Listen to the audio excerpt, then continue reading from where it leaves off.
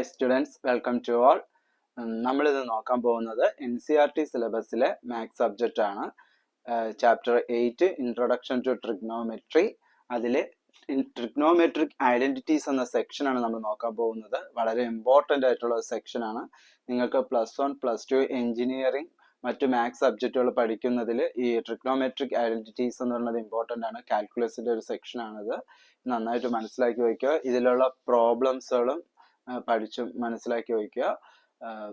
ഇത് സ്കിപ്പ് ചെയ്യരുത്. നിങ്ങൾക്ക് ഇമ്പോർട്ടൻ്റ് ആയിട്ടുള്ള ഒരു ഏരിയ ആണ് ഈ ഐഡന്റിറ്റീസ് എന്ന് പറയുന്നത്. അപ്പോൾ നമുക്ക് ഈ ചാപ്റ്ററിൽ കുറച്ച് ഐഡന്റിറ്റീസുകൾ പഠിക്കാനുണ്ട്. അതിൽ ഒന്നാമത്തെ ഐഡന്റിറ്റീസ് എന്താണെന്ന് നമുക്ക് നോക്കാം. ഒന്നാമത്തെ ഐഡന്റിറ്റീസ് വന്നിട്ട് sine square A plus cos square A is equal to 1. അതായത് എ എന്ന് പറയുന്ന ആംഗിളിന്റെ സൈൻ റേഷ്യോ എടുക്കുക, അതിന്റെ സ്ക്വയറും വീണ്ടും എ എന്ന് പറയുന്ന ആംഗിളിന്റെ കോസ് റേഷ്യോ എടുക്കുക, അതിന്റെ സ്ക്വയറും എടുത്ത് രണ്ടും കൂടെ ആഡ് ചെയ്താൽ ആൻസർ 1 ആയിരിക്കും. അതാണ് ഈ ഐഡന്റിറ്റീസ് പറയുന്നത്. അപ്പൊ ഇത് കറക്റ്റ് ആണെന്ന് നമുക്കൊന്ന് ചെക്ക് ചെയ്ത് നോക്കാം. അതിനായി ഞാൻ ഒരു ട്രയാങ്കിൾ വരയ്ക്കുകയാണ്. 90 ഡിഗ്രി ട്രയാങ്കിൾ. ഞാൻ ഈ ആംഗിളിന് എ എന്ന് കൊടുത്തു, ഈ ആംഗിളിന് ബി, ഇതിന് സി എന്ന് കൊടുത്തു. ഈ സൈഡ് നമുക്കറിയാം ഹൈപ്പോട്ടേനസ് അല്ലേ? ഈ സൈഡാണ് ഹൈപ്പോട്ടേനസ്. ഇത് വന്നിട്ട് എന്താണ്? ബേസ്. ഇത് വന്നിട്ട് ഓൾട്ടിറ്റ്യൂഡ് എന്ന് നമുക്കറിയാം. ഇനി അപ്പം ഹൈപ്പോട്ടേനസ്, ബേസ്, ഓൾട്ടിറ്റ്യൂഡ്. നമുക്ക് പൈതഗോറസ് തിയറം അനുസരിച്ച് hypotenuse square is equal to base square plus altitude square ആണെന്നുള്ള ഫോർമുല നമുക്കറിയാം. അതൊന്ന് മനസ്സിൽ വെച്ചിരിക്കുക. ഇനി നമുക്ക് ഈ ഇക്വേഷൻ നോക്കാം. സൈൻ എ, സൈൻ എന്നാൽ അതിന്റെ ഡെഫിനിഷൻ എന്താണ്? ഓപ്പോസിറ്റ് സൈഡ് ബൈ ഹൈപ്പോട്ടേനസ് ആണ് സൈൻ എന്ന് പറയുന്നത്. ആരുടെ ഓപ്പോസിറ്റ് എടുക്കണം? എ എന്ന് പറയുന്ന ആംഗിളിന്റെ ഓപ്പോസിറ്റ് എടുക്കണം. അപ്പൊ എ എന്ന് പറയുന്ന ആംഗിളിന്റെ ഓപ്പോസിറ്റ് ആണ് ഇത് അല്ലെ? ഇതിനെ നമുക്ക് ഓപ്പോസിറ്റ് സൈഡ് എന്ന് വിളിക്കാം. Opposite side of angle A. ഇത് വന്നിട്ടോ adjacent side of angle A. Adjacent side of angle A ആണ് ബി എ എന്ന് പറയുന്നത്. ഓക്കെ, ബി സി എന്ന് പറയുന്നത് ഓപ്പോസിറ്റ് സൈഡ് ഓഫ് ആംഗിൾ എയും ഈ ബി എ അല്ലെങ്കിൽ എ ബി എന്ന് പറയുന്നത് അഡ്ജസന്റ് സൈഡ് ഓഫ് ആംഗിൾ എയും ആണ്.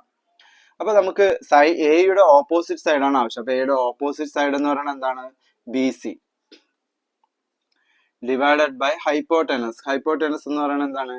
A C. ഓക്കെ, അത് നമുക്ക് കിട്ടിക്കഴിഞ്ഞു. ഇനി അടുത്ത് എന്താണ്? നമുക്ക് കോസ് എ കണ്ടുപിടിക്കാം. കോസ് എ എന്ന് പറയുന്നത്, കോസിന്റെ ഡെഫിനിഷൻ എന്താണ്? അഡ്ജസന്റ് സൈഡ് ഓഫ് ഹൈപ്പോട്ടേനസ് അല്ലെ?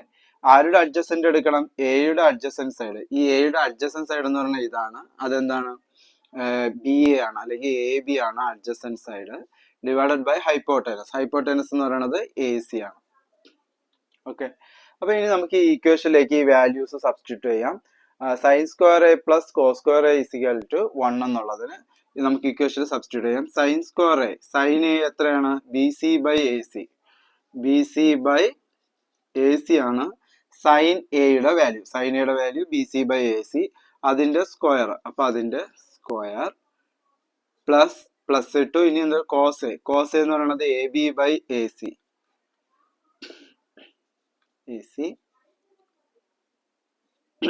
അതിന്റെ സ്ക്വയർ ഇസിക്കൽ ടു 1. ഓക്കെ, നമുക്കറിയാം A by B the whole square എന്ന് വെച്ചാൽ എന്താണ്? A square by B square എന്നാണ് അല്ലെ? അപ്പൊ B C by A C the whole square എന്ന് വെച്ചാൽ എന്താണ് അതിന്റെ ആൻസർ?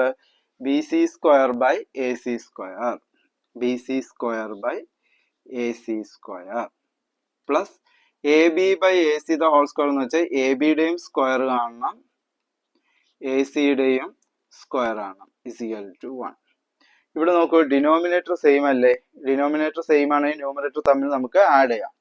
അപ്പൊ B C square plus A B square divided by A C square എന്ന് നമുക്ക് എഴുതാം, ഇസിക്കൽ ടു 1. ഓക്കെ, ഈ ബി സി ആരാണ്? ബി സി എന്ന് പറയുന്നത് ആൾട്ടിറ്റ്യൂഡ് ആണ്. എ ബി എന്ന് പറയുന്നത് ആരാണ്? എ ബി എന്ന് പറയുന്നത് ബേസ് ആണ്. അപ്പം base square plus altitude square അല്ലെ ഹൈപ്പോട്ടേനസ് സ്ക്വയർ. അതായത് ബി സി എന്ന് പറയുന്നത് ആൾട്ടിറ്റ്യൂഡ്, എ ബി എന്ന് പറയുന്നത് ബേസ് ആണ്. അപ്പൊ ഈ ആൾട്ടിറ്റ്യൂഡ് ബേസിന്റെ സ്ക്വയർ കൂട്ടുമ്പോൾ കിട്ടുന്നതാണ് ഹൈപ്പോട്ടേനസ് സ്ക്വയർ എന്ന് പറഞ്ഞാൽ. അപ്പൊ B C square plus A B square എന്നുള്ളതിന്റെ ആൻസർ എന്താണ്? എ സി സ്ക്വയർ എന്നാണ്. Hypotenuse square is equal to altitude square plus base square. അപ്പൊ നമുക്ക് ഇവിടെ എന്ത് സബ്സ്റ്റിറ്റ്യൂട്ട് ചെയ്യാം? എ സി സ്ക്വയർ സബ്സ്റ്റിറ്റ്യൂട്ട് ചെയ്യാം അല്ലെ? ഇവിടെ എന്തെന്ന് സബ്സ്റ്റിറ്റ്യൂട്ട് ചെയ്യാം? എ സി സ്ക്വയർ എന്ന് സബ്സ്റ്റിറ്റ്യൂട്ട് ചെയ്യാം. അപ്പൊ ഞാൻ അവിടെ അത് സബ്സ്റ്റിറ്റ്യൂട്ട് ചെയ്യണം. ഇതിന്റെ answer A C square divided by A C square is equal to 1. ഇപ്പൊ എ സി സ്ക്വയറിനെ എ സി സ്ക്വയർ കൊണ്ട് ഡിവൈഡ് ചെയ്ത ആൻസർ എത്രയാണ്? 1 ആണ് ആൻസർ അല്ലേ? അപ്പൊ വിച്ച് ഇംപ്ലൈസ് ഇതിന്റെ ആൻസർ എന്താവും? എ സി സ്ക്വയറിനെ എ സി സ്ക്വയർ കൊണ്ട് ഡിവൈഡ് ചെയ്യുമ്പോൾ ആൻസർ 1 ആവും. അത് തന്നെയാണ് ഇപ്പുറത്തുള്ളത്. ഇപ്പൊ മനസ്സിലായല്ലോ? Sign square A plus cos square A is equal to 1 എങ്ങനെ വന്നു എന്നുള്ളത് ഇപ്പൊ ക്ലിയർ ആയല്ലോ. ഇനി നമുക്ക് ഇതിന് വാല്യൂസ് ഇട്ടൊന്ന് ചെയ്ത് നോക്കാം. ഞാൻ ഇതിന് 3 സെന്റിമീറ്റർ എടുക്കുന്നു, ഇതിന് ഞാൻ 4 സെന്റിമീറ്റർ എടുക്കുന്നു. ഈ ഹൈപ്പോട്ടേനസ് എന്ന് പറയുന്നത് 5 സെന്റിമീറ്റർ ആണ്. അപ്പോൾ ഞാൻ ട്രയാങ്കിളിന് വാല്യൂസ് കൊടുത്തു, മെഷർമെന്റ് കൊടുത്തു. ഇതിന്റെ ലെങ്ത് എന്ന് പറഞ്ഞാൽ 3 സെന്റിമീറ്റർ, ഇതിന്റെ മെഷർമെന്റ് എന്ന് പറഞ്ഞാൽ 4 സെന്റിമീറ്റർ, ഹൈപ്പോട്ടേനസ് എന്ന് പറയുന്നത് 5 സെന്റിമീറ്റർ ആണ്. അപ്പൊ നമുക്ക് സൈൻ എ നോക്കാം. സൈൻ എ എന്ന് പറയുന്നത് ഇതാണ്. സൈൻ എന്ന് പറയുന്നത് എന്താണ്? Opposite side by hypotenuse. എയുടെ ഓപ്പോസിറ്റും ഹൈപ്പോട്ടേനസ്. എയുടെ ഓപ്പോസിറ്റ് കിടക്കുന്ന മെഷർമെന്റ് എത്രയാണ്? 4 ആണ്.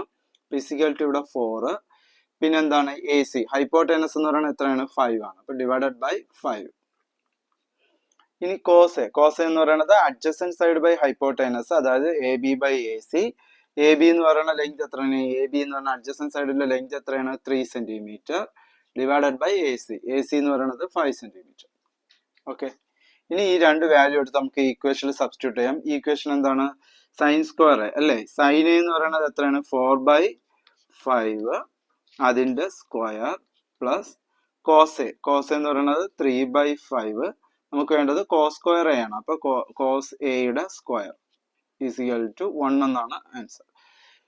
ഇതെന്താണ്? A by B the whole square എന്ന് വെച്ചാൽ എന്താണ്? എയുടെയും സ്ക്വയർ കാണുക, ബിയുടെയും സ്ക്വയർ കാണുക. അപ്പൊ 4ന്റെയും സ്ക്വയർ കാണുക, 5ന്റെയും സ്ക്വയർ കാണുക, പ്ലസ് 3/5 ദ ഹോൾ സ്ക്വയർ എന്ന് വെച്ചാൽ 3യുടെയും സ്ക്വയർ കാണുക, 5ന്റെയും സ്ക്വയർ ആണ്, ഇസ് ഈക്വൽ ടു 1.